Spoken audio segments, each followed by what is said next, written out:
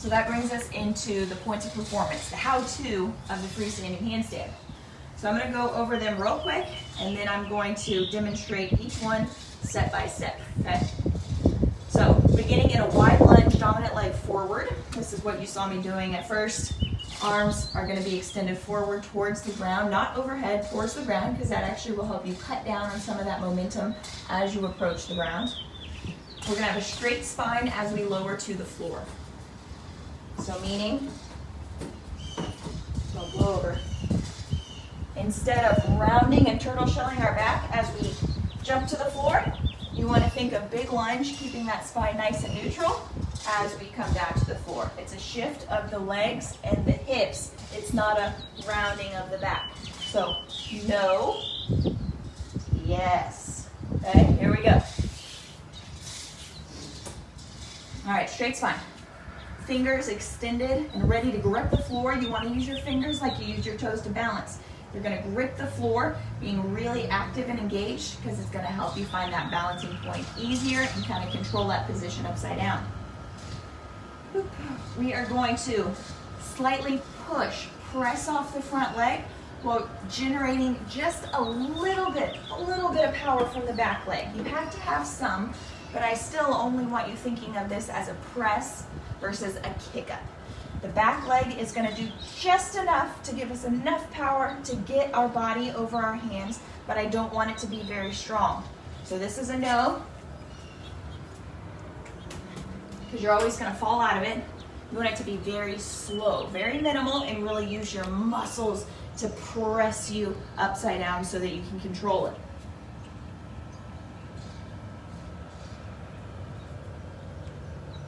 As you saw, even that was too much, right? And that was a very small kick up, very little power.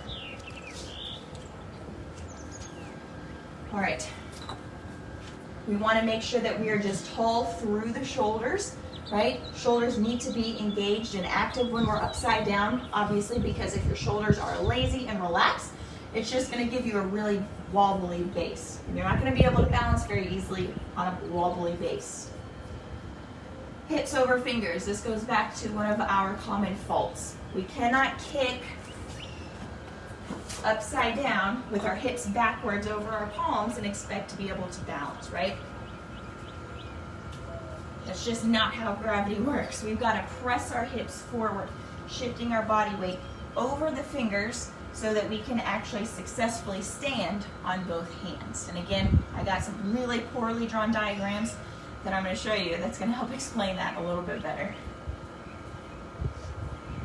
Next, legs in a wide split. Okay, as you saw, my legs stayed in a split for quite a while until I found that perfect balancing point and I was able to press them together. This is important because the wider the split you have, the bigger the range of motion you have to balance in. You want to think of your split as the pole that tightrope walkers use, right? It allows you to kind of bend, straighten, extend your legs in different ways to help you find that center of balance.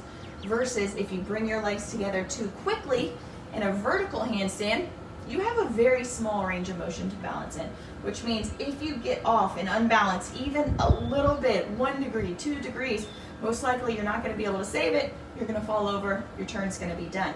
But in a split, you can use your legs to your advantage. You can use that big range of motion to help you try to save your handstand, press back into a handstand. It's going to make it just that much easier. And that's also where flexibility comes in. Don't worry, you'll have a split stretching video that you can watch on the member site. Yay! All right, last but not least, once you find that center of balance in your split handstand, you're just going to slowly press your legs together at the top, moving again in slow motion. That is the common theme of the freestanding handstand, strict slow motion.